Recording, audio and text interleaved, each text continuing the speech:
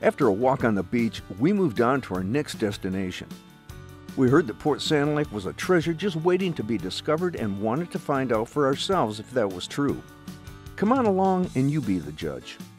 We'll just touch on many of the things to do in Port Sanilac on today's show, but keep an eye out in the future as we will be dedicating a whole show to Port Sanilac.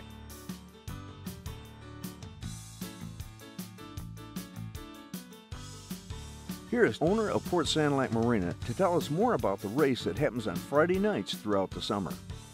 We're getting ready for the big race. We're actually out here right now with Chester, and we're out of the boat he's going to be racing on. First of all, give me an idea of what kind of boat we're sitting on right now. Well, we're sitting on a Hunter 49. It's a family cruiser racer type boat. It's a much larger boat than we normally deal with, but it's sort of the queen of the fleet for the type of boats we sell.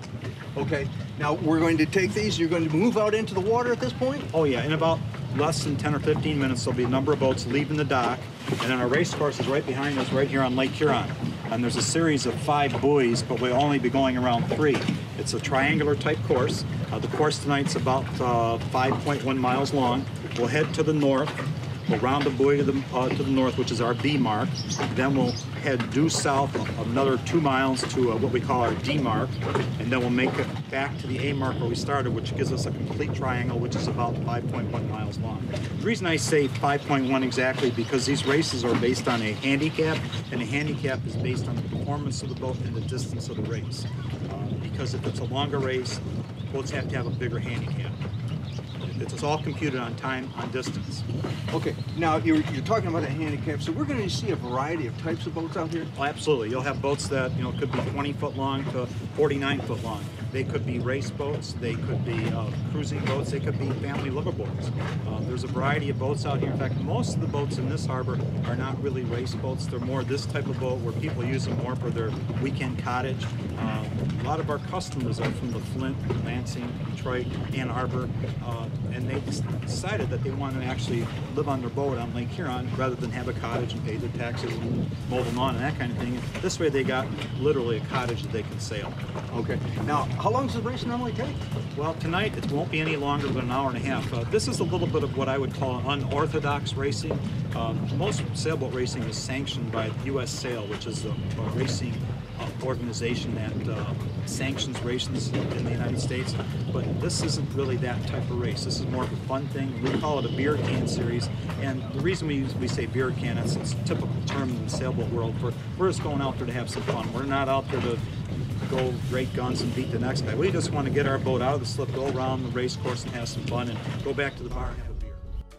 But Chester, the first one now has just gone around the buoy. That's correct. Now you mentioned this is probably the faster boat out here today? Yeah, well, it's a multi-hull, and there's a difference between multi-hulls and monohulls. We got one multi-hull and one monohull, meaning that multi-hull, if you can zoom in on it, you can see it's got 3 hulls.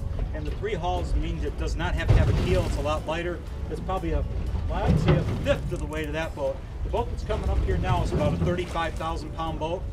That boat's about 5,000 pounds, so big difference. And so the lightness of the boat makes it so much quicker, except it cannot go into the wind, so in turn it has to travel more distance, but can go about twice as fast. Okay, so it can still pretty much beat a mountain normal. Yeah, no question about it. If it's sailed right, it should be able to beat any monohull. Now, how does it seem that we're doing tonight? The weather seems to be pretty good. We haven't got a real strong wind, but it's going good. No, it's a beautiful night. I mean, this is what it's about, getting out on the water, enjoying the beautiful Lake Huron breeze, the clean water, the fresh air. It couldn't be better. It really could. Now, I tell you what, too, being out here and watching these things go flying by is really exciting. It's really something to see. Chester, for people coming up here and wanting to watch this race, what's the best way for them to do it? Well, just come up on any Friday night from Memorial Day through Labor Day, and a lot of people think they have to have a boat to get involved. What you'll find that most of these people are looking for crew that own the boat. I can't guarantee it, but most times if you show up on the waterfront and you're willing and able and capable, somebody will take you on board and you can just start handling the lines and you go for a boat ride, and the next thing you know, you got a new friendship and you get a chance to get on board. Okay, for those of you who don't want to get on the boat, can they still see it? Oh yeah, there's a nice restaurant overlooking the harbor, beautiful balcony view. You can just sit out there and have a cocktail and watch the race. Okay, we got the one here coming through right now. He's been around. Now, if he would have hit that buoy, which he just missed, he would have been disqualified. You cannot touch the buoy. Well, if they do touch the buoy, they got to go around it twice.